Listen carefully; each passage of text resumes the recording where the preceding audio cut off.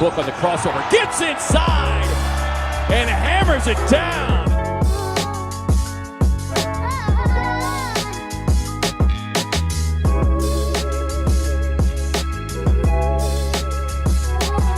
Suns, Booker for the win. Yes!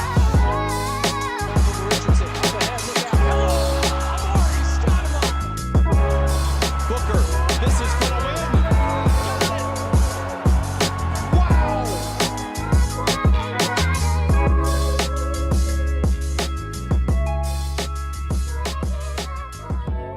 What is up, everybody, and welcome back to the Valley Podcast. I want to congratulate every one of you Suns fans. You are officially a fan of a winning team, a real winning team, a playoff-worthy team, potentially a title-worthy team. Salty, it's great to have you. You called the win tonight. Take us away, Coach. Coach! Where is Coach? Take us away, Coach. I'm so used to giving it to Coach. Coach is missing. He's having some. You're used to giving it to Coach. Pause. Always. He's in the basement half of the time too. But no, Coach is away. He's feeling. No. It's just his internet tonight, right? He's feeling good, but it's just his internet. Yeah, there's a storm there or something like that. Coach Salty. That's what it is. Thank you, Burger. Coach Salty. Take us away. I'll coach you how to be salty. Let's go. Perfect. Yeah, I called the win, man. I felt like it was a good matchup for us because we played them before. Bam, ain't nothing against DA. Their guards are just, they're a 3-point shooting team, and I felt like we're just better than them. That's why I said that we were going to win.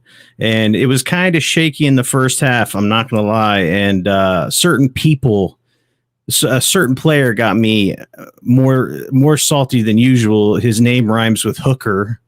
I don't know if you guys know what I'm talking about. We also had some issues with Bridges putting a goose egg up, which we'll get into as well. But it just speaks volumes to how deep this team is, man.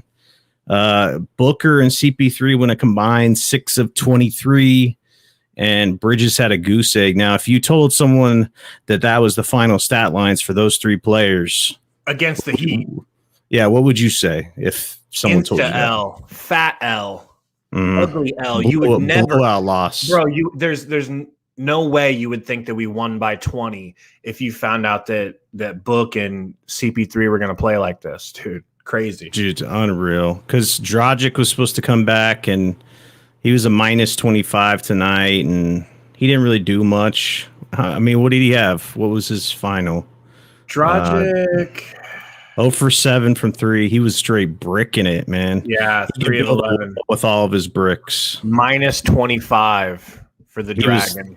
He was looking bad. So he was supposed to have this revenge game, or supposed to have his return to Phoenix game. That didn't come to be. Trevor Ariza actually played way better than I thought he was. I'm surprised he's still in the NBA. What do you think, man? Absolutely. I mean, he's when he came to Phoenix, he looked like he was just stealing money and wanted to not play anymore. I have a special hatred for Trevor Ariza. Same. He would knock me out, no question. But I'd love to fight him. I'd risk getting knocked out. I can't stand him, dude. Still, the way he was talking shit on his way out of Phoenix, and that's why I have a problem with Dragic, man. Dragic was my favorite player, bro. He was like my idol. Honest to God, like I loved everything about Dragic, but the way he left and the way he was talking crap about us on the way out, whether it's true or not, it's like, bro, we brought your terrible brother Zoran in. Like we paid him money to come play with you. Like we tried to take care of you. Like you don't have to blame everything on us. But yeah, really quick on Goran. I was worried about him. I told you he always plays us well. He looked, talk about John Wall looking slow last night. He looks slow. Goran looks slow. Goran looks like his one move is offensive foul you and hope the refs don't call it. And then he gets to lay it in because, you know what I'm saying? He's throwing his elbow. What did you think about Dragic? I was thinking the same thing. He kind of has that pump fake he does from the three, and then he tries to get by you. But the only problem is he wasn't getting by anybody. You know what I'm saying? So he was trying to get to the rack. And before, like when he would do that, because I remember him doing that here, he would pump fake you from a three, and then boom, be instantly in the lane going for the hoop. But he's 34 right now. I think. How old is CP3? He's older, right? 35. So they're about the same age, but I would say that Goran looks way older than CP3, and he's a year younger. And you would think with all the playoff experience that CP3 has, all of the, I guess Dragic plays for Slovenia, but he's got I want to say World Cup, but Olympic basketball. CP3 should have a lot more miles on his legs. Dragic should not look older than CP3, but he does. He looks way older, way slower. I'm surprised he's still in the league, but that's neither here nor there. Do you want to give shout outs to the chats already popping? I do. Thank you. Roy, what's good, man? Regan, Graves, AZ, Suns, Cards, Jotes, Backs, Bo, Kenny Perry in the house. What's good, man? Burner account. And Iverson, our day ones. We love you guys. Nicholas Munoz. Who's the guy that's always in here first, bro? Tonight it was basketball and football guy, but Johnny GT, that's what I'm thinking. He's always in here, man. Thank you, dude. Mega Khalid, what's up? Yeah, that's pretty much it right now. But I got a picture up of Torrey Craig. Can we talk Torrey Craig? Yes, we can. You first. Go ahead. I'm eager to hear what you thought tonight. Torrey Craig was looking real good, and he actually. So what? We'll talk about the game. We'll kind of break it down. But what happened is our starters were just playing like ass. So Monty subbed all the starters out pretty much, and then put in our backups. And Craig was one of those guys, and he was 2 for 3 from three. 5 for 6 field goal, really, really effective, a plus 21, 14 points, very active on defense, smacking people. He actually took minutes from Crowder in the second half. Like he was in there. Minutes from Crowder. Yeah. All the minutes. He was doing so good that you just left him in. I mean, he was literally the glue guy keeping us together, not just keeping us together, but helping us thrive. Our bench had 65 points tonight. Like three of them had 14 or 15 points. It's incredible. Really, really good. We'll call him. We need a nickname for him. Does he have a nickname yet? Cash Considerations. That's a good nickname. Great nickname. Torrey Cash Considerations Craig. And it rhymes because Craig is with the C. Not rhymes, but it's nice, man. It's nice alliteration. Mm-hmm. All 3 C's, man. Maybe call him Triple C, or C3, right? Cash Considerations, Craig. Yep. There it is. We started it, bro. We started it. Valley Podcast. Remember that. So, yeah, the bench did awesome, man. I mean, all plus double digits almost. I mean, except for Sticks, he's in there. We won't talk about him. He didn't really play much, but. Dude looks like a deer in the headlights when he's out there. But Cam Johnson, what can you say about Cam Johnson, man? He's growing up before our very eyes, just like Mikhail did earlier in the year. I think Cam is welcome to the party, man. Welcome to the party, Cam. You're just like Mikhail now. You're just like Mikhail. You can't defend as well as Mikhail, but it's not too far off. You're not a bad defender. And just I'm speaking of his growth and the rapidness in which his game is growing, just day in and day out. I think he's on the same pace as Mikhail right now. And I thought he was a year or two behind. Is that crazy? Well, I kind of want to talk about Mikhail. I don't know if you want to go through the games and stuff like that, but Mikhail had another goose egg, and I think it's becoming all too regular for him to do this, okay? Like, he'll show up a couple games from the offensive standpoint, and this dude just disappears. Now, if DeAndre Ayton had 0 points, people would just crucify him, right? Absolutely. I mean, we've talked about this before. Mikal Bridges is that favorite son that could do no harm. Could do anything he wants and never get in trouble by the parents. They never say something about it. I think it's about time that we hold this dude accountable. Like, I love all that he brings to the table, but you can't continue to have these games where you just disappear completely and have 0 points. I mean, that's just unacceptable in my opinion. What do you think, man? Yeah, I think the reason why we always allow him to get away with these goose eggs, and you're right, it's been too many goose eggs, right? It's because he is known as a defender first. I mean, we don't usually think of him as two-way necessarily. He still is kind of a defender first. Is that fair to say? Yes. So you can always just be like, yeah, he didn't shoot it well, but he's a defender. What do you want from him? He's a defender. That may still be treating him with. I think you're putting the kid gloves on. You're just letting him off the hook, man. I love him. People say he's a two-way player. To be a two-way player, you have to be consistent on offense, man. You can't just disappear. Okay, I mean, that's the thing. He needs to work on not disappearing, because I think he could get complacent at times and just disappear on offense. He only took 3 shots and just was. You know, I don't know if he just gets, I don't know what it is. Anyway, it just stood out to me because this isn't the first game that he had 0 points. You know, he's neck and neck with Sticks, and we know what's going on with that, man. Gross. Yeah. Let us know about Bridges, man. Am I off base right here? I feel like Gabe thinks I'm off base here, man. No. He loves Bridges. He just can't say it. No, man, you're right. Like you're killing it. Like that's exactly it. And you're right. I treat him with kid gloves to the point where I can't even stop treating him with kid gloves, dude. Like let me bust the kid gloves out some more for Booker. I don't care. Oh my God! Really? I don't care. Give me a fucking break, dude. I don't care. You don't care. No, okay. No. I mean, Roy says Gabe loves those mediocre players. Look, it's true.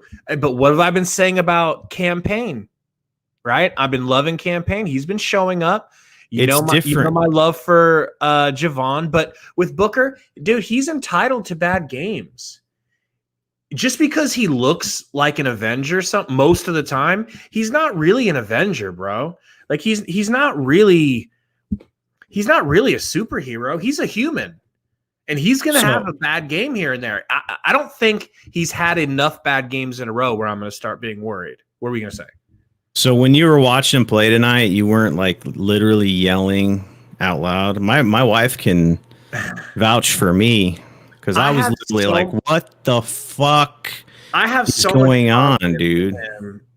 I just feel like when he's missing those shots, I just throw my hands up and go, just one of them nights. And I just hope that other players can carry the load.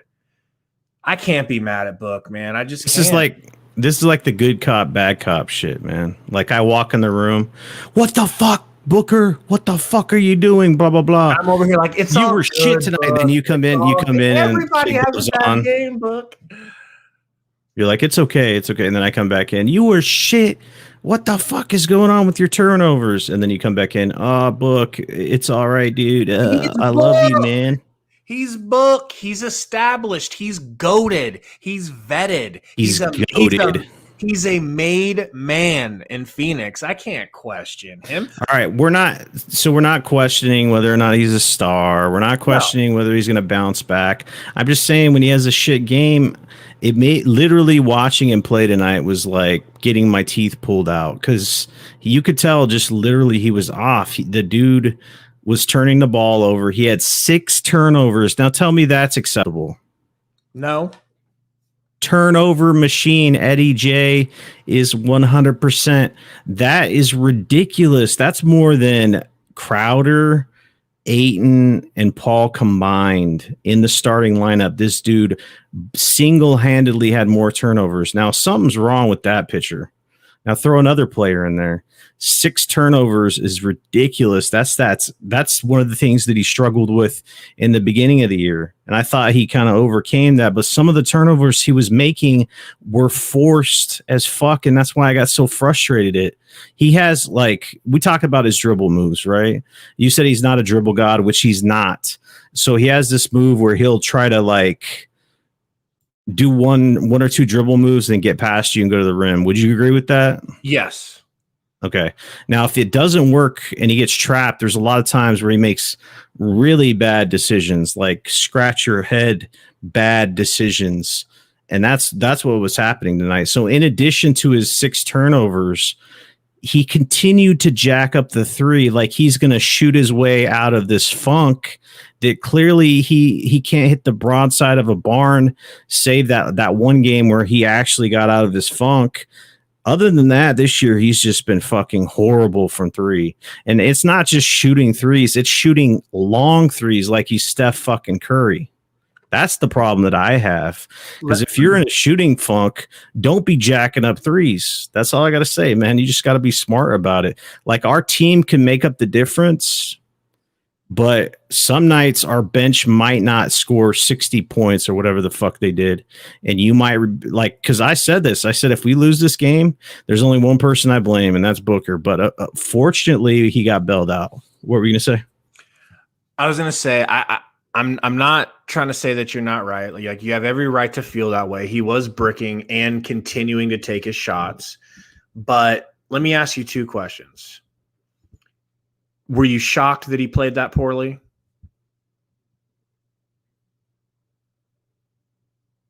Oh, you're muted, bro. What was that? Were you shocked? Sorry. Were you shocked that he played that poorly tonight? Yeah, I was shocked. So you're shocked. Yeah. You're shocked because it's an irregular thing. This is not Book. It's not like him. Now, the second question is, do you expect this trend to continue, or do you feel like you expect to see real Booker next game? No, I don't think it's going to continue, but Eddie Johnson was saying on the broadcast that he expects him to be in the practice facility after the game shooting shots, and that's fine. He was just off. That's what I'm saying. Like, because of those 2 things, I'm not mad. I just chalk it up to as a bad game. You know, maybe he and his girl are going through something. You know, I don't know. That everyone wants to put it on her, but you never know what it is. It could have just been one of those games. He just had a lid on the rim. It happens. It happens to the best players, man. It happened to Kobe all the time. You remember those stinker performances? And did he keep shooting? Hell yes. So what do you think about him getting that foul before the second half is over? The third. It was dumb. He was pissed off, intentionally fouls. Who'd he foul? It doesn't matter. He got mad. He got a foul. So that's his 3rd foul. And he's been kicked out of games before because he fouls out. So I just think that he has a tendency to get hot-headed sometimes and just not think about stuff. Sounds like someone I know. Who you talking about? He's the saltiest gaming of the Suns roster. All right, for sure, dude. He's hot to trot, man. So he plays good when he's angry. He plays better when he's angry. Not tonight. Mm-hmm. Normally, that's when we get downhill Book. You know. I just think it's important to focus on the fact that everybody in the starting lineup minus Ayton was off for the most part. I mean, CP3 didn't have a good game either, man. Dude had 5 points. He still had 9 dimes, you know what I'm saying? So if there's anyone I'm a treat with kid gloves, it's Paul. I feel you. You know, once again, he's an old man, you know? He's an old man on a back-to-back. Give him one bad old man game. And really, you look at his minutes, 26 and 23 for Booker. This was a scenario in which our bench was just crazy. And you didn't have to put the starters back in. The starters played a lot less. When do you see bench players racking up 20 plus in 30 minutes? I mean, there's a whole starting 5 here of players playing upwards of 20 minutes. So, you know, this is how great we are, Salt. This is how good we are. Our 2 best players can just not show up, and we can beat last year's Eastern Conference champions by 20 points. Can I get a hell yeah? I'll give you a hell yeah, but can we kind of focus on the fact that the Heat made the championship? I mean, that still boggles my mind with this roster. They had Crowder. Was the East that bad? Was the East that bad, dude? It wasn't what it is this year with the Nets, okay? But you still, maybe they just showed up just like us to the bubble and took that shit seriously. Not to mention they're in Miami. All they had to do is go to Orlando. It was like almost like being at home during the bubble. They took it seriously. They took it the exact opposite of the Clippers. Clippers didn't want to be there. Heat wanted to be there. Jimmy got them wanting to be there, just like Monty got us wanting to be there. We can be that team this year, but in the Eastern Conference. I'm certain of it, man. I'm certain of it. I think there's a way we can get past. I think we could be too much for the Lakers. Just too much. Even with AD and LeBron. Now, is that crazy? So people in the chat are saying that Bo's saying his dad's a big Heat fan. They got hot at the right time. Their defense was stifling. See, that's the thing I've been talking about on these podcasts. You can teach defense, but you can't like manufacture it when your team's not a defensive team or you're not a good coach. Just look at Portland. I don't want to beat a dead horse or whatever. Like if you don't have a coach that instills that and you don't have the right players or the scheme, you can't just kind of muster it up if you're not playing defense. Just look at the Suns teams, right? So the fact that the Suns have a top 5 defensive team, I think that's like the biggest stat line or the thing that makes you the most hopeful that the Suns could actually win a championship, if not this year, or the years from, in the future, is because the defense, that's like the thing that we never had on these other teams. We've never had a defense. And not only do we have a defense now, Salt, we have an electric offense to back it up. But our defense is no joke. I mean, they put up, 34 in the first quarter, and I was thinking this could be one of those nights. Not so fast. Not so fast. We come out in that second, third, and fourth and just smother them. Championship DNA is woven all through this team. Hey, later, Roy, man. Thanks for stopping by, my dude. Yeah, dude. Thank you, Roy. Yeah, so in the Discord. The biggest thing with these teams that we were playing against that when we can never get over the hump is they could always ratchet their defense up, and that's a thing that the Suns could never do. So it's like you're trying to outgun a team that can take things away from you, and that's why I'm the most excited about this team. And it started from the beginning of the season because I noticed that the defense was different in this team, and that's what got me most excited because if you're a fan of the game, you know that defense wins championships, and it's not just in basketball. They talk about that in pretty much every sport, So it's crazy. Like it's not just the starters; it's the bench because the way the bench is constructed now with Craig. It's all about the bench tonight. Yeah, I mean, we talked about the bench in the beginning of the year too, man. We talked about the bench that it was different because before on Suns teams, like when Booker was doing it all by himself, the starters would get a lead and then we'd have this shit bench come in and all of a sudden you have like a 15-point deficit. And then the starters have to work so hard to try to get back into the game. And then the subs come back in and create another deficit. You know what I'm saying? You remember those times? I do. It was the bane of our existence. Mm-hmm. Let's start with the bench. Let's start with the bench players. I definitely want to talk Ayton. He's really the only person on the starters that I want to talk about, and I want to sing his praises. But let's start with Dario. Who is it? Nicholas Munoz. What's the good, bro? He says, talk Dario. Well, 2 games in a row, I'm happy with Dario. I still don't trust him. I still am scared that the next time I see him, he's going to not know how to tie his own fucking shoelaces. But he was really good the last couple of nights. That fadeaway jumper, he put a nice amount of arc on it. It was beautiful.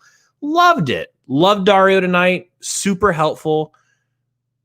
What'd you think of Dario tonight, man? He's a plus 21. Cannot complain. It was good. He does Dario things. It's kind of a typical Dario game when he's on. 13 points, 18 minutes, 4 for 5, really efficient. He had 5 free throws, which is important for this team, seeing as we have a problem getting to the line. You know what I'm saying? Yeah. So he's getting to the free throw, which is big. Cameron Payne's another dude that can get to the line, so that's important for the team. Saric, when he's good, it's just really critical to your team because you look at his stat line, it's like he has stuff all over the place. He had a couple assists, rebounds, you know. He's there. He's our big man on the bench. He's I say he's like the X factor of the team. I used to think it was DA, but that's when DA was inconsistent, and I feel like he's consistent now. Saric is now our X factor. If he plays what? Sorry, I would think it's a toss up between him and Cam Johnson, honestly. Like Cam Johnson being on and being confident is pretty crucial to that bench, especially from a points production standpoint. I just feel like we have so much wing help that we only have two bigs, Saric and Ayton. You know, you can get points. We can get help. If Cam Johnson has a bad night, you saw it tonight. You can get something from Craig. Mikhail could not put up a goose egg, and you don't notice Cam. But when Saric puts up a goose egg and Ayton's the only big doing anything, it's really like a sore thumb. Yeah. Opinion. What do you think? I agree. I think, you know, all of them, they work in synergy. How do you feel about your boy Carter? I am loving Carter. Carter has found his rhythm and he's found his confidence. And you got to think that the coach has been listening to the Valley podcast and he said, you know what? Those three guys are right. I need to just tag team with Cam Payne and Javon Carter. Pause. You know what they remind me of? What's up? They remind me of in the Mighty Ducks. There was like the Bash Brothers. Didn't they have like some they're like little point guard Bash Brothers, bro. It's just you put those two in the game together and they multiply their talent times two. Cam Payne looked amazing tonight. Super duper confident. Javon Carter, super confident. He only took 7 threes tonight. We got to talk about Craig, dude. I didn't know Craig had that level to his game. When he was going at the rim, it was jaw-dropping, bro. He can finish at the rim. He's like Nader if Nader had talent and size and ability. So nothing like Nader. You're right. Nothing. Hey, Coach is here. Coach, everybody say what's up to Coach. I got power. What's up, man? Can y'all hear me okay? We can, man. We can. We were just talking about Torrey Craig. What do you think tonight? I think he played great. I think the whole bench showed out, man. It was great to see everybody just kind of have a get right game on the bench. We saw it in spurts, and Cam Johnson's been good, but then Torrey Craig was doing a lot of things tonight. His hustle definitely showed. It was great to see him kind of be the Torrey Craig we saw in the first few games, you know? Absolutely, man. You sound good. You're not blurry. We're good to go. That's crazy. You had heavy wins? Yeah, man. We had wins over the last year that were like 120 miles an hour, knocked over a fence in our backyard, knocked over trees. We couldn't get out for a while. So whenever I start hearing these winds coming, I'm like, oh man, but they were only 80 miles an hour. It wasn't that bad this time. Oh man. So did you guys talk about Cam Johnson? Yeah, man. We did, but what did you think? Cam Johnson is just evolving before our eyes. So Salt said that DA was player of the game. I agree with Salt. Now you tell us why it was Cam Johnson over DA because I saw your tweet. Because Mikhail couldn't do anything tonight, and DA can't guard anybody on the wing, you know? And Cam Johnson is flying around all over this place. He's trying to draw fouls left and right. He's trying to get charges, and it's not happening. Sorry, I'm a little scattered. I'm still trying to like open up the scores because I really even haven't seen the final box score. Hey, I did watch the game. I got you right here. Perfect. I did get to watch the whole game. Thank God for 5G, right? Yo, that's right. So Cam Johnson, he finished with 15 points, 3 for 8. You know, just when we needed a spark off the bench in the first quarter, it was Cam Johnson hitting a few that got us going. He's been our Energizer bunny. I just think everything that he did, considering Mikal Bridges and Booker were kind of no-shows tonight, I just think it goes above and beyond what his normal duties are. 4 of our 5 starters were no-shows, and we won man. by 20, coach. Yeah. That's the big thing, isn't it? I got a question for you guys. I posted this on Twitter. I don't have any Twitter followers, so no one said anything. So I'm eager to ask all of y'all. The way that DA is playing now, do we have a big 3? Like, I know that we're going to be the first ones to say it, or Suns Jam, Darth and them might say it. You know what I'm saying? But the regular media is not going to say this yet. Are we as a trio here ready to say that we have a real big 3, an authentic big 3 in the NBA? I vote yes. Coach, you should go first, man. Chat too. What do you think, chat? Authentic big 3. I mean, a legitimate, real deal. He's big 3. DA's turning into it, isn't he? Little by little, he is. So I think with a little more consistency on the DeAndre Ayton offensive side, we can say absolutely. We're almost there, and I think we're going to see it in the playoffs. We're going to see some sort of dominating performance by DA, like consistently, not like all around game, but we're going to see like a dominating defensive game consistently, or he's going to hit the mid-range consistently. Like he's going to do something to put himself into that echelon. So I believe so, but not quite yet. Salt, take it, and then if you'll answer Burner's question after that, and we'll give it back to Coach.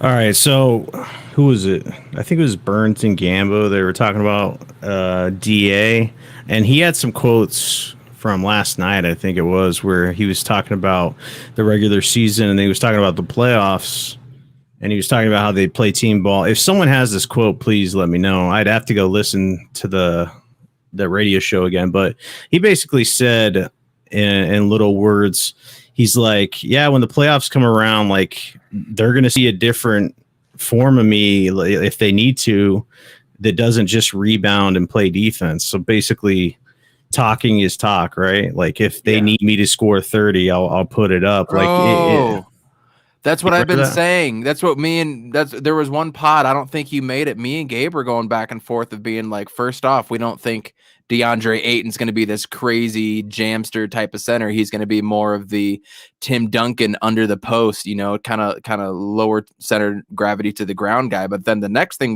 we were talking about was, are they holding him back on purpose? Is there a possibility they're doing that? Mm-hmm. That's wild. That's wild to actually have them hear him say that. You know what I mean? So yeah, like he I think he's confident as hell. It's just he only took 10 shots again tonight, and he made 8 out of 10. That clip is really, really, really good. Can I interject just one little thing? Yeah, go ahead. Another thing that I tweeted that my 5 followers didn't comment on. Not upset. I don't mind. You guys got busy lives. They make passing to DA look like the most difficult thing there is to do on a basketball court. It's true. Outscore the other team by 20, no problem. Unbelievable footwork, unbelievable passing, unbelievable offense, unbelievable defense, no problem. We got you on all that. Giving it to DA when Jimmy Butler's guarding him, can't figure it out. Like, if DA had 20 shots tonight, do you know what he would have done? Because a few of those might have missed and he would have got his own rebound and tipped it back in. So that's like a handful more of rebounds. This man he's amazing. Like I'm please keep me from buying a DA jersey because I don't have the money right now. And I'm about bam, buy in every color. In the chat, what do you guys think of DA? Am I too high on him right now? Is too much Suns juice? You be drinking that sun juice pretty easily, though, bro. when something semi good goes our way, dude, you're drunk off it. I do get sun. And I don't hate you for it. I know you don't. I know you want to. I know you want to be as free as me, but you can't let yourself. But the thing is what I said in Game 2 against De'Aaron Fox. The dude has a problem posting up to the point to make it an easy entry pass. And I saw that. I didn't comment that. I was gonna actually hopefully bring it up tonight if I was able to get on. But he just has a problem of being able to get open to the point where it's an easy pass. Campaign's doing it though. He's shot faking and pass faking to make a pass. You know what I mean? He's doing it consistently. Jay Crowder's doing it. He's doing it with touch passes though, which is way different. But Chris Paul and Devin Booker, they're getting it to him. Like I'm seeing it. So I'm not 100% sure why you tweeted that out, I guess. I'm just saying because it's frustrating. Yeah. I feel for DA. This dude is it because they're not passing because you want those 20 points? Is that what you're talking about? Or those 20 shot attempts? I just saw a handful, at least 6 or 7 times where they failed to get him the ball where he had position. Okay. We used to always complain. He doesn't fight for position. He doesn't fight. Yeah, he's doing that but now he's fighting, and a lot of times they're just like, nah. You know, why? Yeah. He's going 8 for 10. What do you think that extrapolates out to when he gets 20 points? Or 20 shots. That means he's going to hit like 15, maybe 14. And I'm trying to be friendly. I'm trying not to blow it up too high. You know it's probably more than that. But let's just say he's hitting 14, 15 out of 20. That's goated. That's number 1 pick territory. And I want our team to lean on him. He's ready. So what about the question from a burner account? The way DA is playing right now, would you give him an extension? Okay. So max? Yeah. Max. Oh man. If it takes a max, I'm not going to be like, hey, yo, DA, hurry up and get in here so we can sign you to a max. We're desperate. But if it feels like max is what it's going to take, I'm maxing him. Anybody know what Bam is getting paid? Because there was a game we played, you guys will remember, is who's better than DeAndre Ayton, and we went through the whole list, and we said arguably top 10 center, right? I think we all put Bam above Ayton, but this is 2 games in a row. Ayton clearly was the better performer. He's only getting paid 2020, 21, 5 million, then it goes up to 28 million, 30, 32. Bam? So a lot. Yeah. So that's kind of where you're 5.1, then 28, 30, so he 32. He must have just signed an extension, right? Maybe he got a big bonus or something for signing Holy bonus, shit, right? That's a lot of money, dude. 28 million, 30 million, 32, 34, 37. He's not a max player, but you're going to have to probably give him close. But to your point that you've been making, Gabe, Charlotte and Michael Jordan's going to come over and be like, yo, we got LaMelo Ball. We got all these dudes now. You know Jordan is definitely in spend now mode, and he will definitely give DA a max if that's what it takes. We got the way DA is playing right now. And that was the question. The way he's playing right now, do you give him a max?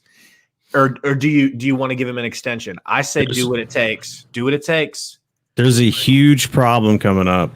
And that's the fact that Bridges is going to come up for an extension the same time as DA, man. Bridges isn't going to take a max. You're not going to have to give Bridges. Bridges has been having 0 burgers lately. Shit, we need to get him in for negotiations. But look you can't tell me that his agent's not going to look at that top 25 under 25 shit and how high he's up and look at that he's slotted above Sabonis. Keep in mind, you guys, that the salary cap is going to go up drastically in the next year or 2.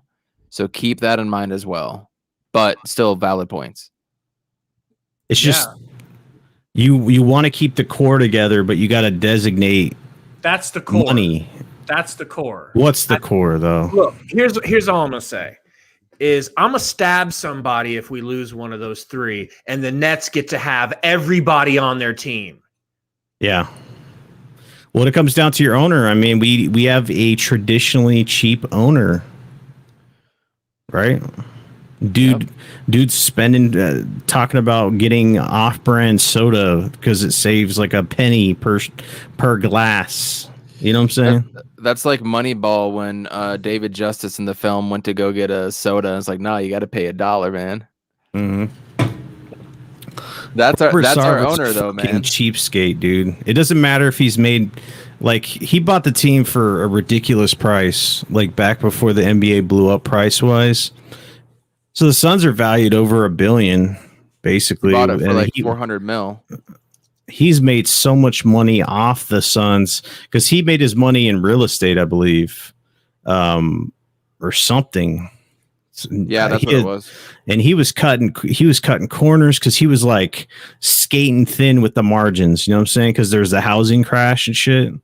So he was having some issues with the funds. You know what I'm saying? Because it's not like Robert Sarver's this billionaire owner, like like the Nets owner is Russian, I think, and he's a true billionaire.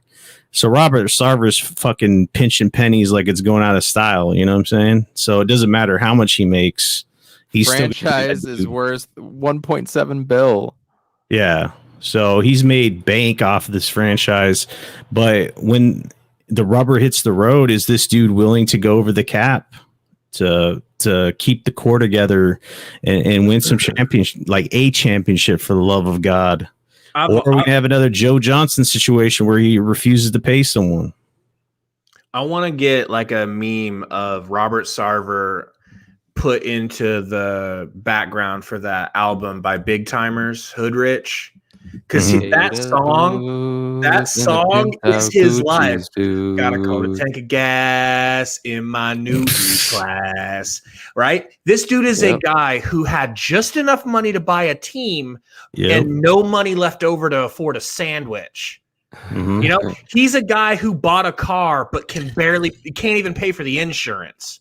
And can't keep the tags up to date. That's Robert Sarver. That's our owner. I get that. But James Jones is going to keep those three if he keeps anybody. Those three will be on the team. If the Nets can do it, we can do it. And we don't have 6 all-stars. It's just 3 guys. I think it's critical. I know we're going kind of far off the track here, but it is like if you're looking at a Suns window here because they are young, you got to project forward and see what you can do to keep your core together and then make your team better. Because ultimately, it's all about, hey, do we make the championship? Do we win it? If not, we need to make ourselves better. And how do we do this? So CP3's contract's going to be up, right? So it's critical that if they re-sign him, that it needs to be a deal where you can re-sign Ayton and Bridges and get some free agents in here, and eventually Cam Johnson's going to be up, you know. So that's what you're looking at. Coach, you want to take, since you're our resident Utah person in the game, you want to take this Jazz standings question? Man, so again, listening to ESPN 700 today, they seem to think that they, meaning ESPN 700 announcers, they've been putting so much effort, the Jazz players have, into getting the number 1 seed that it's starting to catch up to them. We saw it when they lost last night without Conley and Clarkson. Clarkson was out again tonight. His ankle is actually more serious than people think, which is overall good news for us. But they don't think the number 1 seed is as important now because they were bringing up like the Lakers. And I don't know if you guys heard Brian Windhorst on the ESPN, on the broadcast tonight with EJ and K-Ray. They were talking about you would hate to have like the Lakers drop down to the 6 or 7 seed and the Phoenix be like a 3 seed or something and have to play the Lakers in the first round. You'd hate to see that. So now you're starting to think about seeding like that. And the Jazz are kind of less worried about it because they don't want to play a team like Memphis or a team like Dallas. And they're okay with going down to like 3 or 4 or something at this point. I thought that was a wild, wild way to deal with it. But it's just an interesting time because of AD and LeBron's injury. And we don't know how they're going to come back, what they're going to look like. There's 18 games left, you guys. It's coming up pretty quickly. And I'm scared to play a team like the Lakers. So the record is not necessarily going to be indicative of how good that team is. And then they brought up Dallas. Dallas, there's something going on in Dallas. They said they're starting to get hot at the right time. This is when you want to play your right basketball. So it's going to be crazy. And when it comes down to it, I do want to get the home court advantage is the way I personally feel about it. I think it's going to be important specifically for the Suns because they have fans and like California teams don't right now. So I think it's important for that reason. And you don't want to go to Utah. So I do think we will catch them just because of what I heard today. And that's kind of new information for you guys too, considering the Jazz are who we're chasing. So digest that. Salty, what do you think? Pass on me for real quick. I got to do something. So I think it's going to be here. I think it's going to be tough to overtake them. I think it's possible, but I don't think it would happen until the tail end of the year, like last 5 games, because that 7-game trip that we've been talking about, that 7-game road trip, is going to be brutal. I just can't see us skating through. If we do, man, it'll be nuts. We'll have, but I just don't see us skating through that 7-game road trip without a couple, maybe 3 losses. It's that bad. Oh, yeah. There's back-to-backs, and they're all tough teams. And we finished that 7-game road trip with another Clippers-Utah, another round of those 2. Come on, man. It's going to be tough. And on the flip side, dude, the Jazz schedule is easy, bro. The Jazz schedule is easy. They play Friday against Indiana at home. Then they play the Lakers twice, and they don't play the Lakers again, by the way. So they're going to play without AD, without LeBron. Then they play Houston, Minnesota, Sacramento, us, Toronto, San Antonio, Denver, who is nothing now. Yeah, scroll down. Look at that easy. Look at that, man. This could be tough. Saboner goes hard. They're going to lose one of these games. They're not beating the Lakers both of these games. Without LeBron and AD, I mean, it doesn't matter. The Lakers play hard, and there is kind of something. No one wants to hear this, but there is that thing about beating a team twice. We couldn't even do it against Minnesota. Yeah. The Lakers, they're not that much of pushovers. They're not. Without they do AD. it 3 more. They do it 3 more times. They do it to Minnesota again shortly after, and then they do it to San Antonio at the beginning of May. Yeah. Sacramento could steal one from them. Toronto could certainly steal one. Denver, I don't think Denver's dead, dude. I don't. They have so much talent, and this could just be a chance Keep telling yourself that. For Jokic to score more, Yeah, keep telling yourself you don't have that main instigator. You don't have that dude that can go for Michael Jordan, man. But doesn't he only average doesn't he only average like 16 points a game? Mm-hmm. Like, can't those other players soak up? They got Michael Porter Jr. Now he's going to get to step into a role and see what he can do with more shots. He's no slouch. But aren't you less afraid of them, though? Oh, yeah, definitely. I'm just saying, as far as a team that could beat the Jazz, I think they're still good enough to beat the Jazz. A quick point that I forgot to make that Brian Windhorst made tonight on the telecast, saying, Brian Windhorst. If you're Phoenix, you're kind of secretly rooting for the Lakers to win because you don't want them. If you get the 2 or the 3 seed, you don't want them dropping down to 6 or 7. The only people that I'm worried about playing now. It's nice that we don't have to worry about the Nuggets quite as much, right? So you guys answer the question about the Nuggets and his injury. He just jumps in without knowing what we're talking about. Nah, man, go for it though, Salt. No, I know that was a question in the chat. Like, what do you guys think after that injury? Where does that place the Nuggets in the grand scheme? I say I'm not as afraid because they don't have that dude that could be Michael Jordan. Gabe says first round exit. He says they're still going to be competitive. He's still scared of them, but definitely not as much. I'm saying they could beat the Jazz in this regular season. In the rest of could break the. Yeah. I think that they lost one of their big 2.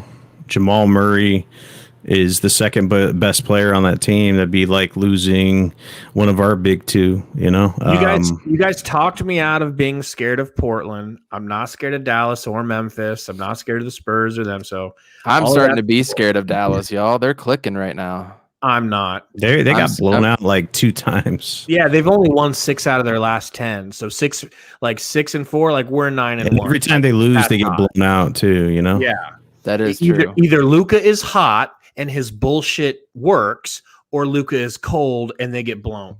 Yeah, they've lost 2 in a row because too. Porzingis So. ain't there.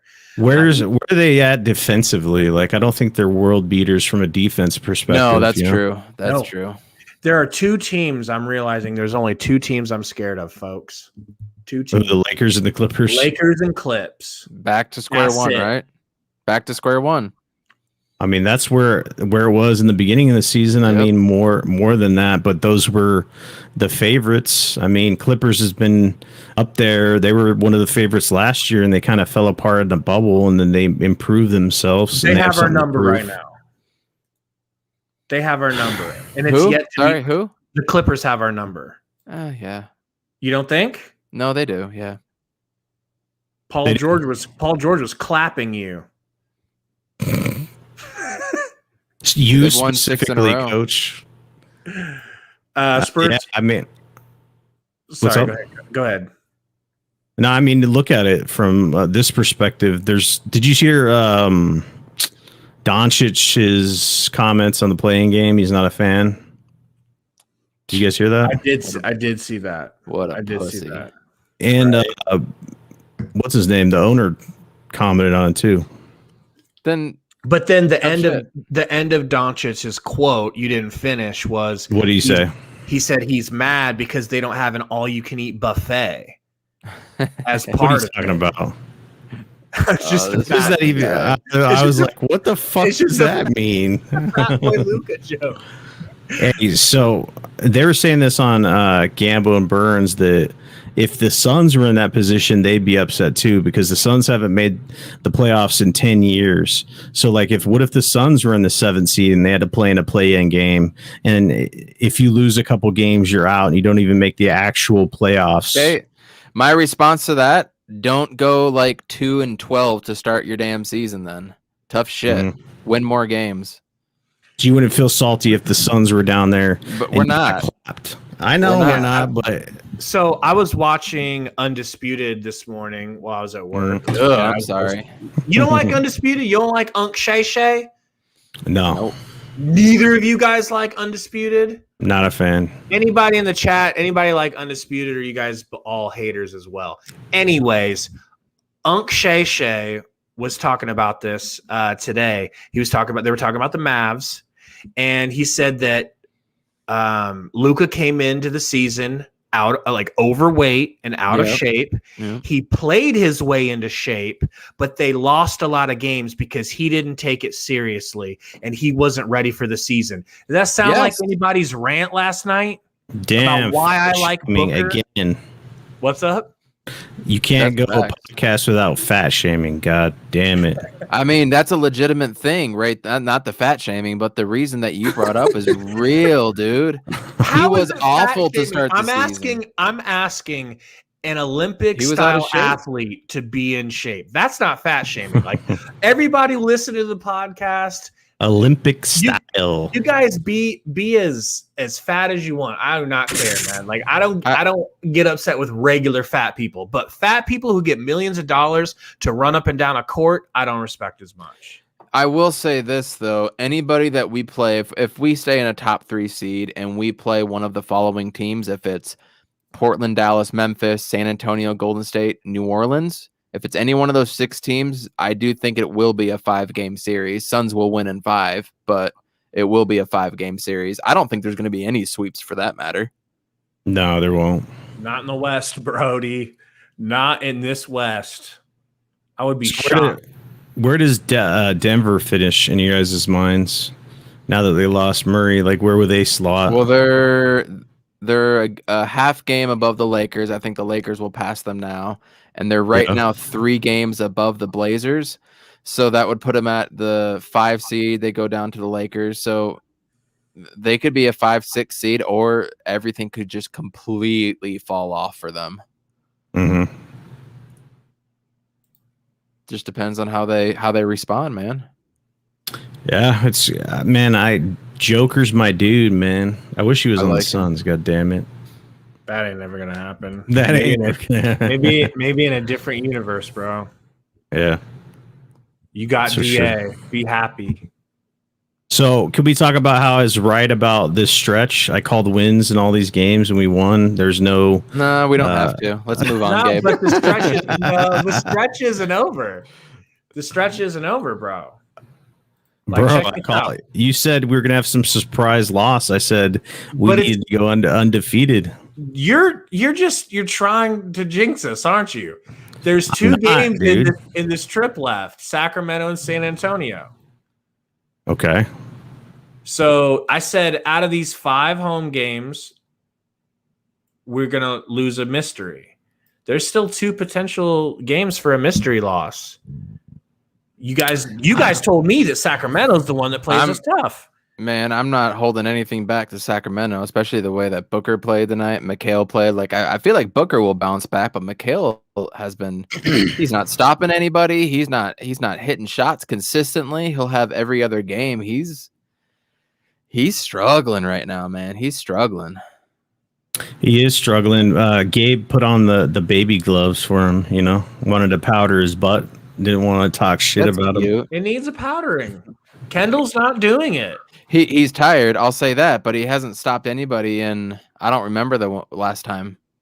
He We're needs to talking put on about that weight, Bridges. man. So if Kendall's doing that for him, like that's I some thought you were weird talking about shit. Book. No, we're talking I Mikhail. had kid gloves for both of them, man. You're a baby in both of them, man. Yeah. That Suns juice, man. He's all about it. All the losses through the years has not damaged you enough. You're still the glass half full guy. Yep. Yeah, bro.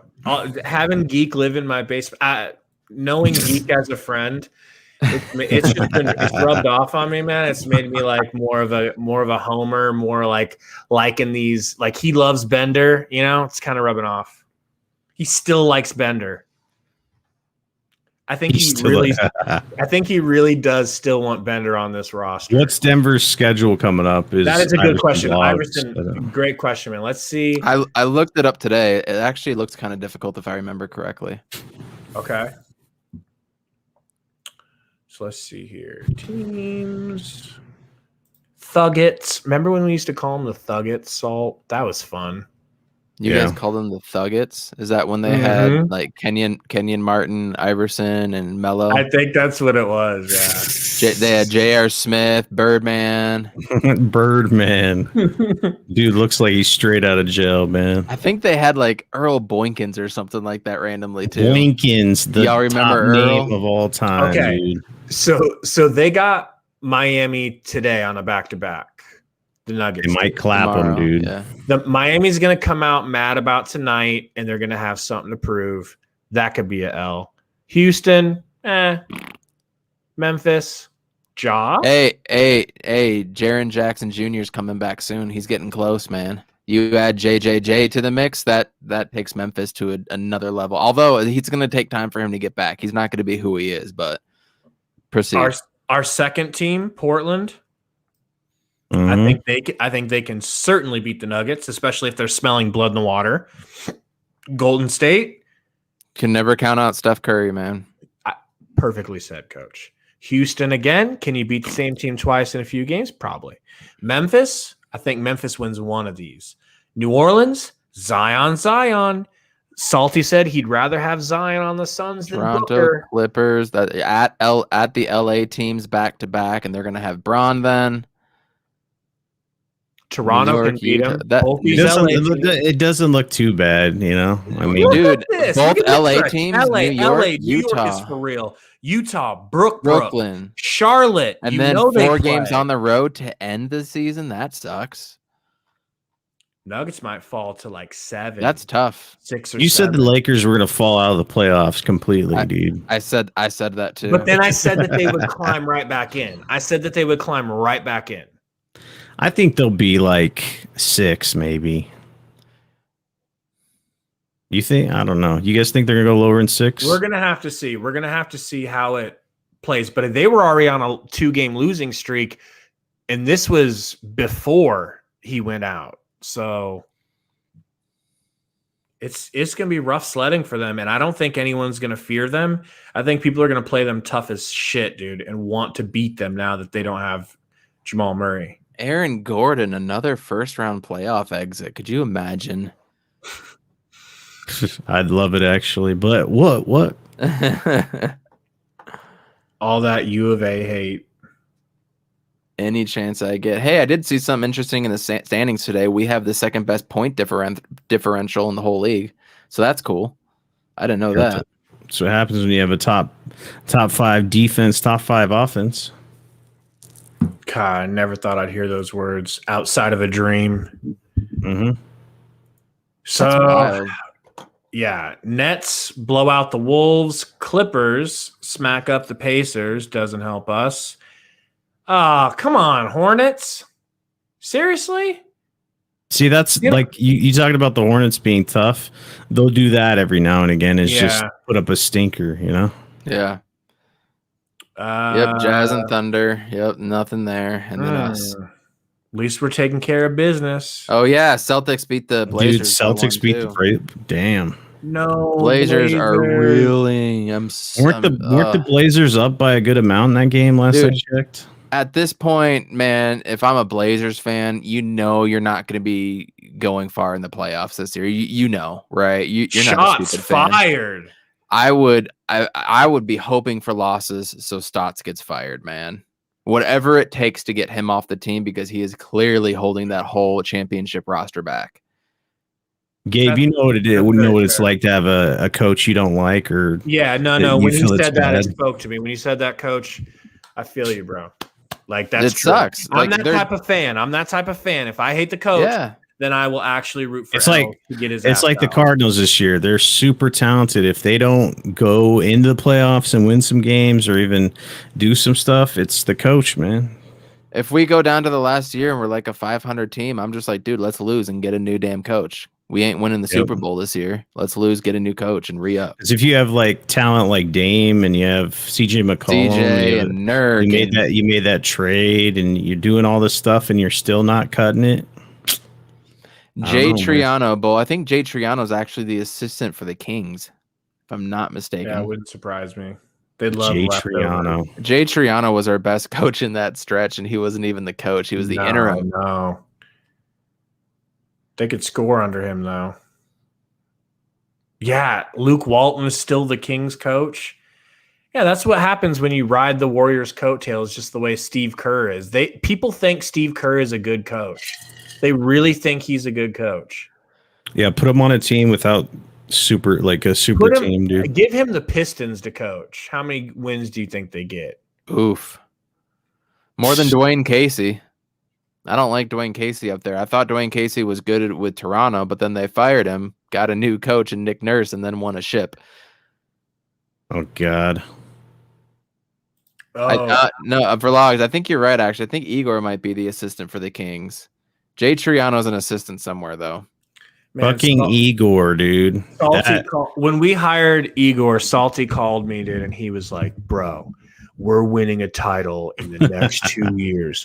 We got Igor Kokoskov. Cocoa Puffs. We got Igor Kokoskov. I'm cuckoo for Cocoa Puffs. No, just Cocoa Puffs. He's literally the Phil Jackson of the Middle East. It's going to work out. It's going to work out. He coached. That's what they said about David Blatt, the coach for the Cavaliers, right? They said that. You remember Ty Lue took over. You remember when he'd do press conferences and everybody act like they're not paying attention? Him. They're like, "What?" Nobody could understand his thick accent, and even the players were saying they were like, "He's drawing up plays," and the players look like they're not even paying attention. Yeah, they played like they couldn't understand his plays. Dude, our coaches were so bad. Dude, let's try a coach that's never been a coach before and see how that works out. No. Let's do Terry Porter now. Sorry. Earl Watson. That'll be the one. Earl the Pearl was the worst coach we had, man. Earl the Pearl. Yeah, because he was like giving philosophical advice to the young players when they actually needed coaching. He's like, sit down here, son. Let me tell you a story. And then he'd tell him like an hour-long story and not coach him actual basketball because he doesn't know how to coach. Can you teach me how to fight through screens? Because I really feel like I'm having a hard time. No. What you need to do is ask the question, why?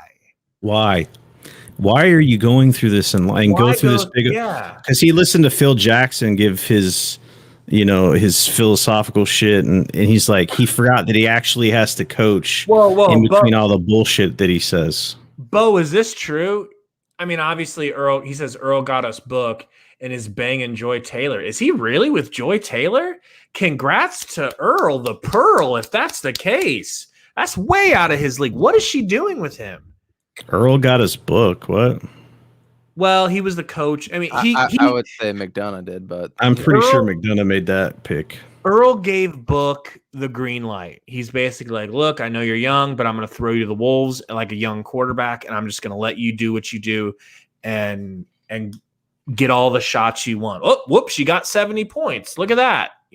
That was Earl's contribution. That is a plus, though. He's with the Hornets. Yeah. He got done dirty by the team, man. He actually won and then didn't get a sniff for the coaching position. But didn't they fire him after 3 games? No. He took over after Earl Watson Jay for Triano. 3 games. That was Jay Triano. Yeah. And then we hired Monty, though, man. Sorry, Jay. Like, I feel you. You did great. Like, I respect the shit out of you for taking that team over and doing what you did. But bruh, Monty, it's just like letting Tsunami Poppy walk for CP3. You got to do it. You got to do it. And you never look back. Just to talk about the dark ages, it actually was good and beneficial because Booker got playing time a lot sooner than he would have normally, and that helped him grow into what he is, So my favorite coach, though, over that time had to have been Lindsey Hunter. He was he had that mighty 12-29 record. He was trash. He was hot trash. Jesus. Lindsey Hunter, I forgot about him, dude. Jeff Hornacek was 101-112. Earl Watson was 33-85. Jay Triano, this isn't on him, was 21-58. No, I was wrong. After Jay Triano, it was Igor. Yeah, I was gonna say I didn't think we went. Yeah, no. Igor's that forgotten man. Yep. They canned his ass quick. Burner 19-63. Burner account brings up the great point. I mean, for some reason, Monty chose us over the Lakers. He knew damn well that LeBron was there. He knew that they were going to be able to get that was extra the turning talent. point. That was the turning point. Absolutely, man. When he chose us over the Lakers, that was the turning point for the franchise. Maybe Monty deserves. No, when McDonough got fired and Sarver did the best move he's made in his whole career. All of his decisions he's ever made, the best one was getting good James point, Jones. Coach. Good point. Like that was the turning point. He did like kind of a evil genius move. He was like, "Hey, James Jones, you're our junior GM. Okay, now follow him around and learn everything and make all the decisions. And follow around McDonough, learn the ropes. Oh, don't worry, McDonough. He's not going to replace you. He's just to help you. He's there to just help you scout." And then as soon as he got his chance, just got rid of McDonough, and you had James Jones hit the ground running because he had been with the program. He knew what was missing. He knew what it's like. He just let him follow McDonough around and see what he was doing wrong. Yeah, I mean, he had Mike D'Antoni be GM for a while. I'm talking about Sarver. Then they hired Steve Kerr. Yeah, you remember that? Remember when D'Antoni was the actual acting GM too? Yeah, that was fucking a nightmare, dude. Got Steve Kerr, and Steve Kerr makes the Marion for Shaq trade, and then all of a sudden we get some guy out of Boston named Ryan McDonough. It's like, okay, what can he do? And he did. He's an analytics guy. That's all we heard. He's the analytics guy. He was with the Celtics when they made all those championship moves. Yeah. He was in the room when Danny Ainge pulled the trigger on the big 3. It's like he looks like he get bodied by a 10-year-old, and he's never touched a basketball in his life. But hell, he can crunch numbers. Oh my god, Jesus! I was gonna say something, but I fucking forgot, man. James Jones stepped in 2 weeks before the season was over. Was named interim before the season started. Named interim GM, and if I'm not mistaken, that was the same effing year that we got rid of, or was that when we got rid of? Oh, where's my head coaches? 2018-19. Okay, so that was the Igor Kokoskov year. That was Ayton's rookie year. So he got brought in before that. James Jones gets brought in. James Jones cleared house. He made a bunch of good moves. He let like Igor like do his thing that year because he was acting GM, you know. But once he was out, man, he got rid of Josh Jackson. He got rid of TJ Warren. He cleaned house. Smart. All of his the players he didn't like, cleared them out. Yeah, man. So again, when we're talking about an Ayton extension, y'all need to really think about that. James Jones is the one that turned this whole thing around, man. Ayton ain't a James Jones pick. The only thing that I could ever think that he did wrong so far was the Sticks pick, but we're still to be determined on that. But I need to go on record. I am still Sticks' biggest fan. I love Sticks. Yeah. I still believe in Sticks. I have no qualms. I know he's not getting any minutes. He's going through a rut. I'm not even worried about Sticks, man. Like, I'm worried. I shouldn't say I'm not worried. I am worried at this point, but I still believe in him. I still think he can be our baby Amari. But I drink Suns juice, so you can't really take me seriously. AZ Suns Cargiots Backs has a great point. He says, Monty wanted to coach and not be LeBron's biatch. Maybe that's what it was. I mean, probably. Yeah, hell yeah. If you have half of a brain, if you want to be an actual coach, don't go with LeBron because don't go with LeBron. He runs the fucking show. Or KD, or Kyrie, or Harden. I would not coach any of those players. Burner says, remember the Dylan and Marshall Books trade shit? Absolutely. Now, was that James Jones? I think so. I honestly don't remember. Or was that McDonough? But it wasn't. It was James Jones, but it wasn't his fault that the shit was all fucked up. It wasn't them that got the wrong players confused. It was the other team. Yeah, but it worked out. They're like, yeah, we'll give you Marshawn, no problem. It's like, no, Dylan. Like, like they tried to pull it through at the last minute on us. Like, no way. Jesus. Go ahead. No, you go for it. The amount of washed up point guards that we've had for coaches is ridiculous. Do you think Steve Nash is an actual good coach, or is he just riding the wave? I think he would be a good head coach no matter where he was. Just like I think Chris Paul will be. Just like I think if Jason Kidd wasn't an asshole, he would be. I like PGs that are goated being it's just, I mean, it's like having a goated quarterback take over and be an offensive coordinator somewhere. It usually works. Remember the hair salon Eric Bledsoe episode? Hell yeah, I don't want to be here. That was like peak. Bro, didn't you text me that and show me that? Because you were way bigger on Twitter. That was peak depression time for Suns fans. I don't want to be here. It just lets it ride. Gets like 4 million comments. Just ESPN blowing up, and he's like, "Oh yeah, let me look at my phone." No, I'm at a hair salon. Bullshit, bro. That wasn't peak. Peak was that trading deadline when we traded Dragic, and then we traded IT. Dude, Dragic, Dragic, he talked shit on the way out, dude. He was like, he blew up the organization when he left. Like, dropped TNT on him. Yeah. He tried to blow the bridge up on his way out. Yeah, the thing with this Suns team, you just can't trust them. You can't trust them. Like, thanks for saying that shit, bro. Yeah, nobody should sign with them because they'll lie to you. I mean, they told me I was going to be the starting point guard, and then they brought in IT and Bledsoe. It's like, that's all we could get, bro. But that's all we could get. Nobody wanted to come to us. Stupid ass move from the beginning. The IT was what pushed it over. That was what pushed it over because he was working and jerking with Bledsoe. When it was him and Bledsoe, that shit popped.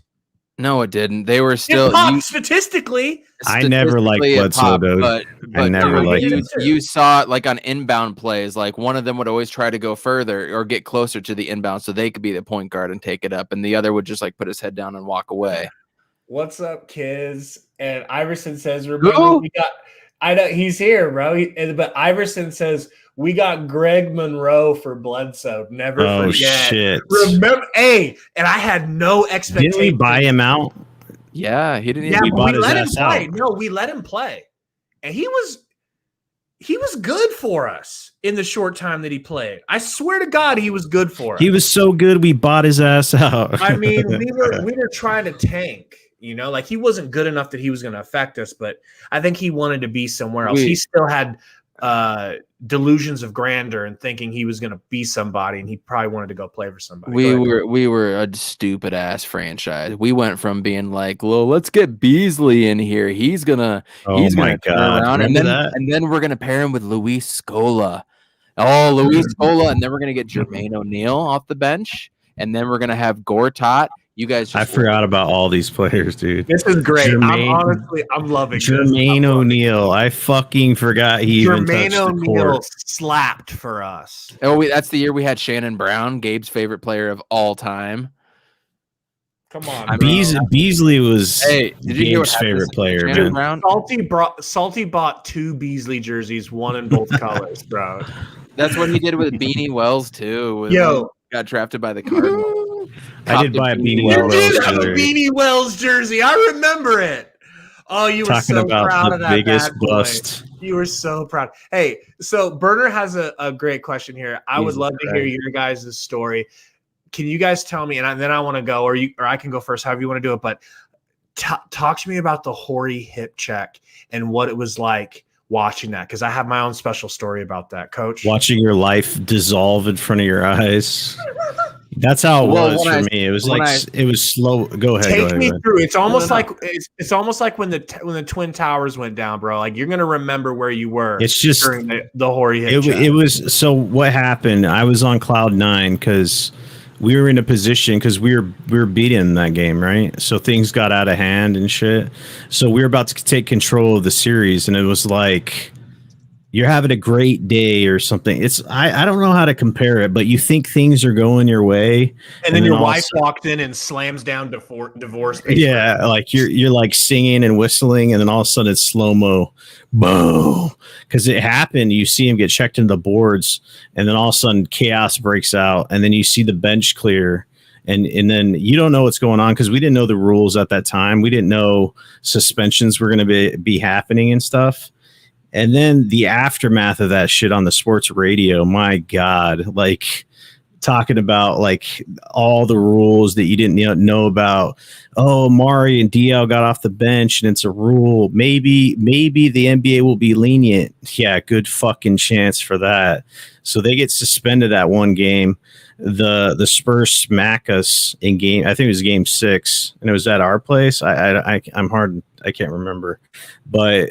Anyway, long story short, they win game 7, they win the series. Just it was kind of like the Houston Rockets when they shot those threes in the playoffs is like 94 to beat us. That's the kind of shit where you feel like you're gonna win. And it was game 4 is when that happened. And Tim Donaghy was a ref, by the way. Remember that. So it was game 4 when that happened. Okay. 197, Robert Horry collided, and then I can't remember if we won that game. What was the final score? But it happened. It happened in game 4. We won that game, so it was that's right. It was 2-2. If we won that game, it was 2-2. So when it happened, I was like, hell yes, dude. Robert Horry's gonna be gone. Like we're gonna have all the momentum. We're going home. And then like they cut to commercial and they come back and they're like, well, now we're hearing word that. Mari and Boris are gonna get suspended for 1 game because they left the bench area. And it was like that quick. You're like, what the hell are you talking about? They didn't even do anything. They walked. Meanwhile, during the commercial break, go back and look on YouTube because this is some bullshit that happened. During the timeout, after everything happened, Tim Duncan, who was on the bench, gets his ass up, walks off the court, goes all the way and talks to the effing referee, and then walks back. Nothing. So he's allowed to leave during that whole time while there's still some talk going on over there. There's still things going on. No, that was garbage what happened. And then, we lose game 6. We lose game 5 at home. Then we lose game 6. Tony Parker was MF and bucket. I hate his It guts. was. And you know why he damn, got he's more a bucket. buckets is because Steve Nash didn't guard him for shit. True. Marbury did when Marbury went up against him. He couldn't do anything against Marbury. You know, can you realize? It's just strange watching this footage from what you feel like's not that long ago, like 2007, and it's like this is it. Yep. Boom. So there's only like 10 seconds left when he did that. Yeah. And so my story of it, bro. So I was not even a Phoenix Suns fan. I grew up a Bulls fan in Nebraska because my dad's from Chicago. So I like the Bulls, the Bears, the Cubs, Blackhawks, everything Chicago. But what we learned in The Last Dance with that whole front office disaster where they thought that they could Turn just it off, God. where they thought that they could just replace Jordan them and keep winning. That pissed me off so bad that I stopped watching basketball. When they let Jordan go and it was because of money, I stopped watching basketball for like a decade. Before I even moved to Phoenix, met Salty, and started loving the Suns. Cubs, burner. I mean, you can't hate me. We're lovable losers for 100 years, right?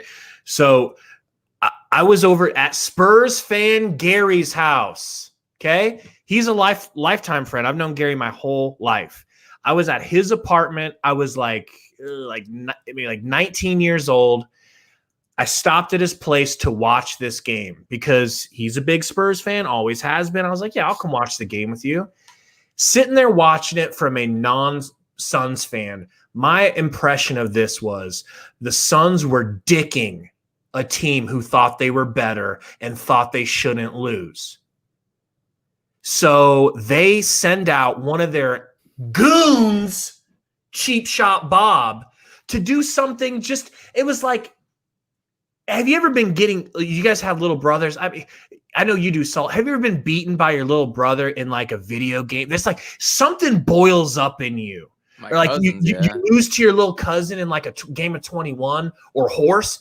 It eats at you. And we were the little brothers. And we were eating their ass. And they knew it. And they couldn't stop us. So the big brother does what the big brother does. He does a non-basketball move to try to end the game and just do whatever it takes to get the win. And that didn't make me a Suns fan in the moment, but it made me hate the Spurs forever. If I was an Atlanta Hawks fan, I'd hate the Spurs. If I was a Grizzlies fan, I'd hate the Spurs. I hate their guts because of that moment. I saw a team getting cooked. They couldn't do anything about it. And that's when the league was really dirty with referees, right? We talk about it all the time now. It's bad now. That's when the league was literally cheating folks out of playoff games. And for them to come out and say, yeah, that was a dirty foul. But guess who's getting kicked out of the game? Amari. Bye-bye, Amari. Did Ori even get kicked out of that game? Yeah, he was ejected and he was ejected. Matter? Like, he's a role player. That's why I want the Spurs. You go back to our second podcast.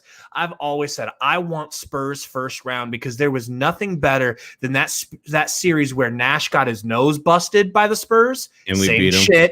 And we busted their asses.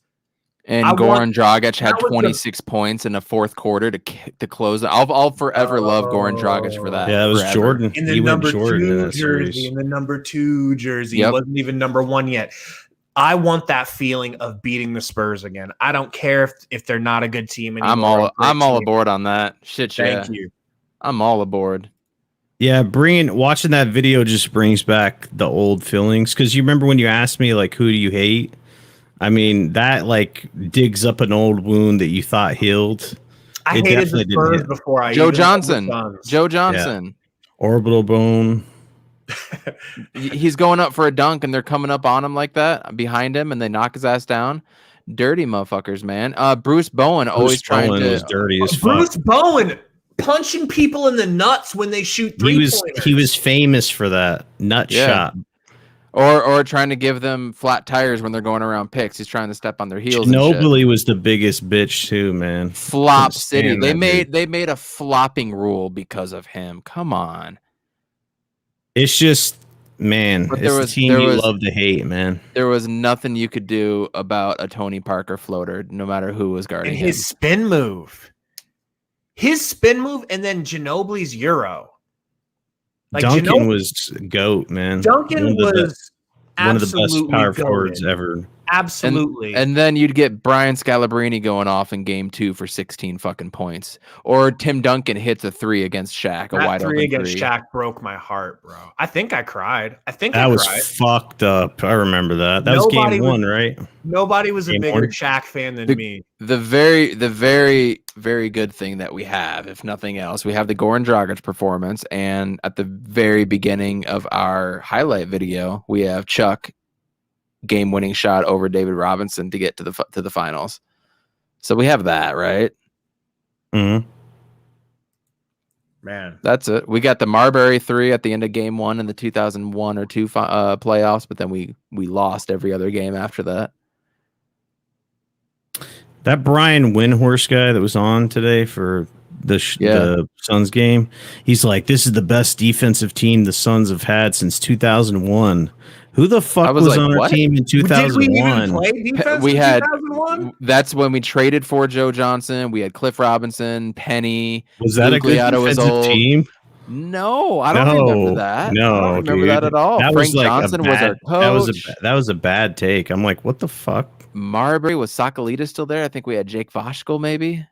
I think he's just in denial. I think that people can't believe that we haven't had a good defensive team in like ever over 20 years, like pretty much ever. So he just picked a year. 2001. It's been since 2001. It's like what? Judd Buechler, Vinny Del Negro, Tony Delk, Penny, Gugliotta, Joe Johnson, Dan Marley was on the team, Bo Outlaw, Rodney Rogers, Jake Sakalidis, Voshkel, John Wallace. Dan Marley was on that team. Yeah, that was his final year.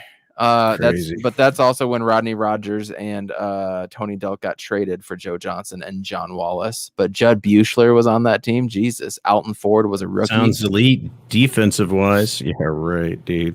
Give me a break. We weren't any good the year before, the year after too. So I don't know what he was smoking, but hey, give Burner some. Spurs fan Gary called me during the third quarter, and he asked me because he's got NBA League Pass, so he was watching the whole game because he's betting on it, and he said, has Booker and Paul the whole season been on Ayton like this? He's like, because I'm watching it and I'm noticing like on the sideline, they're just like both of them like in one ear and in the other ear, just like coaching him up, walking him through all sorts of scenarios. I said, no, they have, but it seems like it was kind of like in one ear and out the other, the beginning of the season.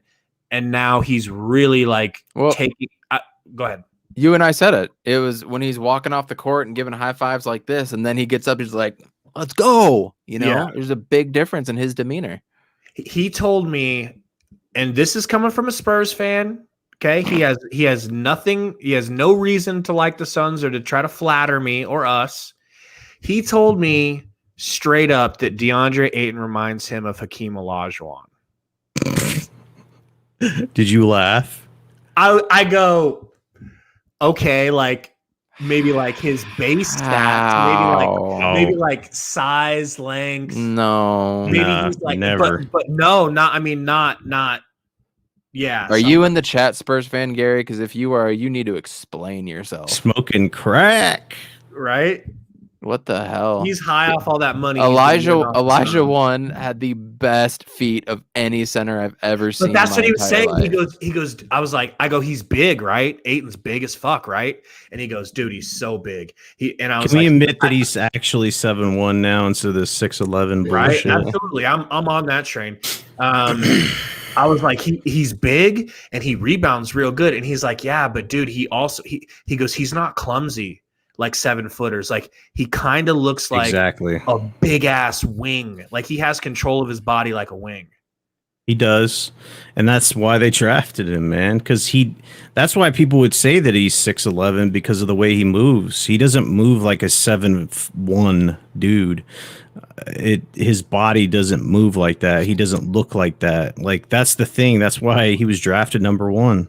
The thing is like, we got to understand that this dude's only 22 and centers take longer to develop. Like, imagine what he's going to be like in 2 or 3 years. So is he max worthy then?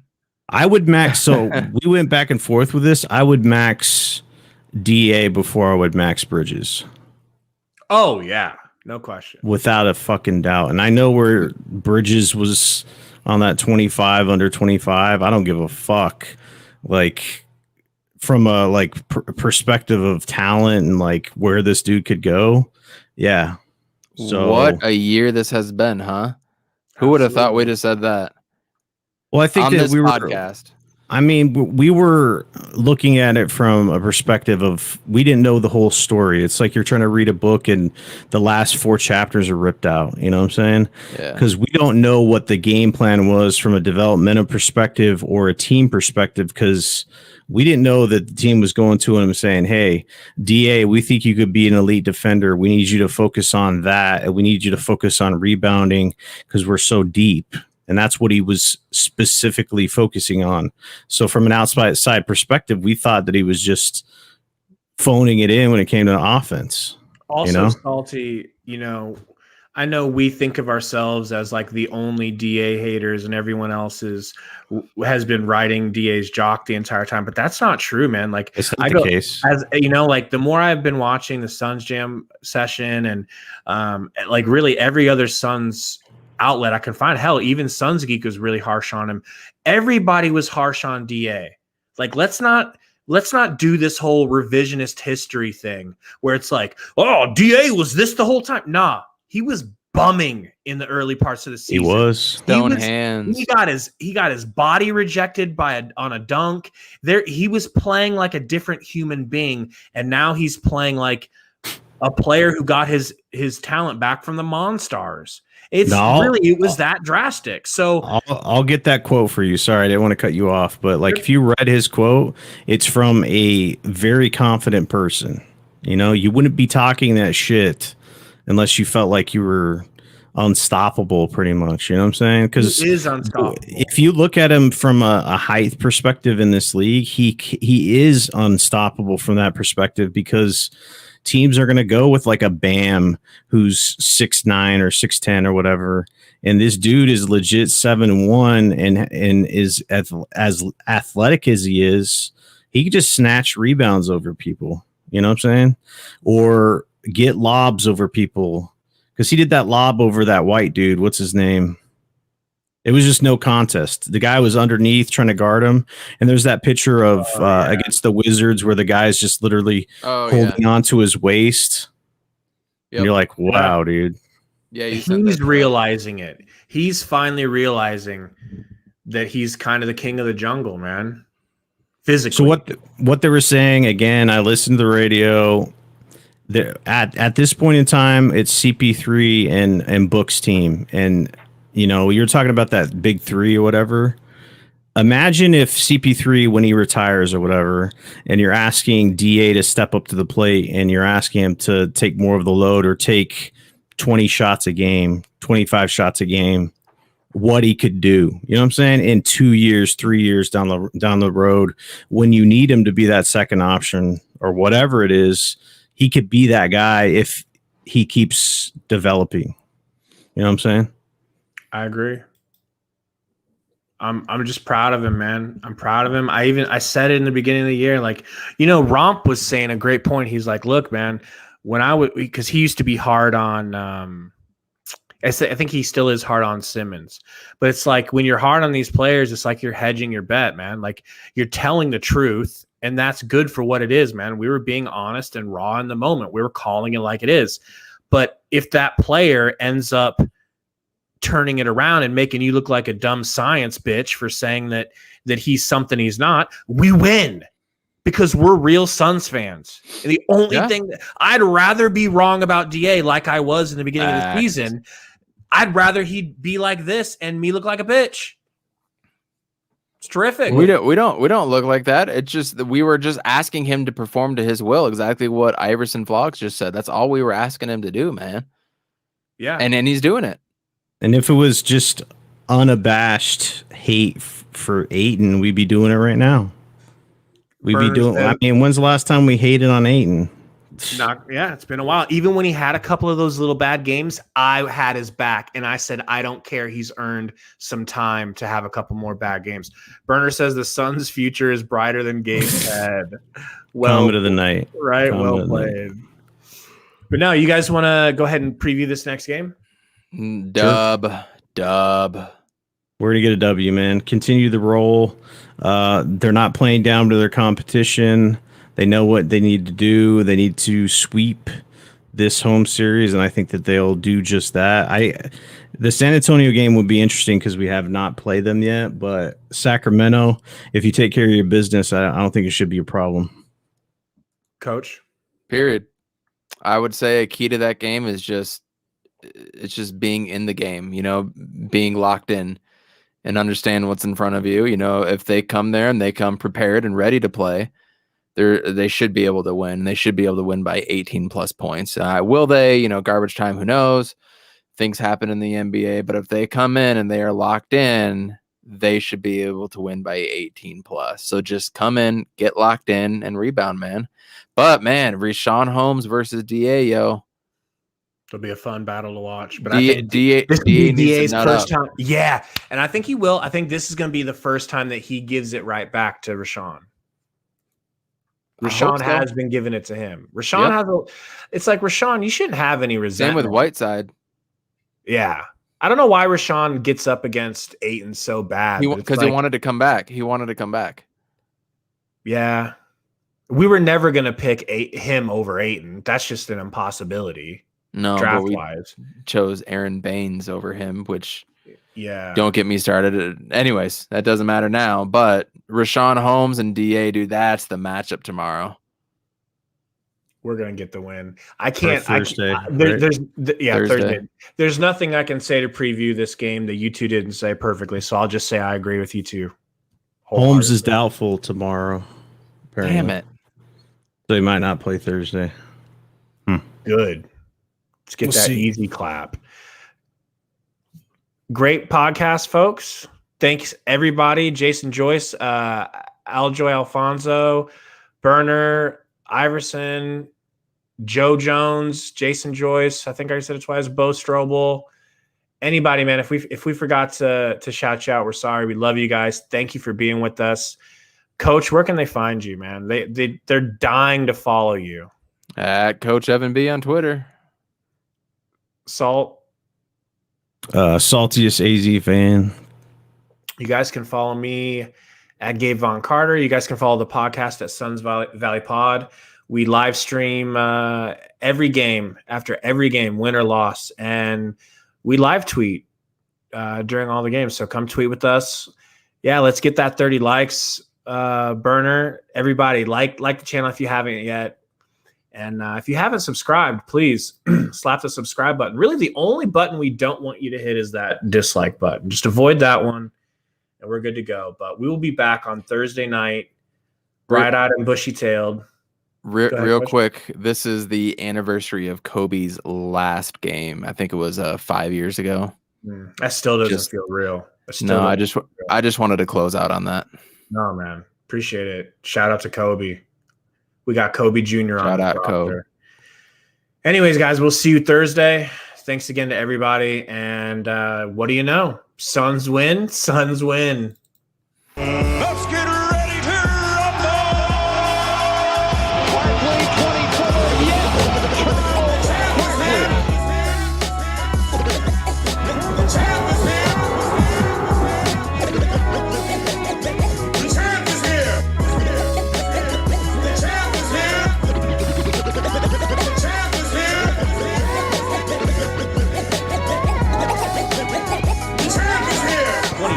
.5. Book on the crossover. Gets inside and hammers it down.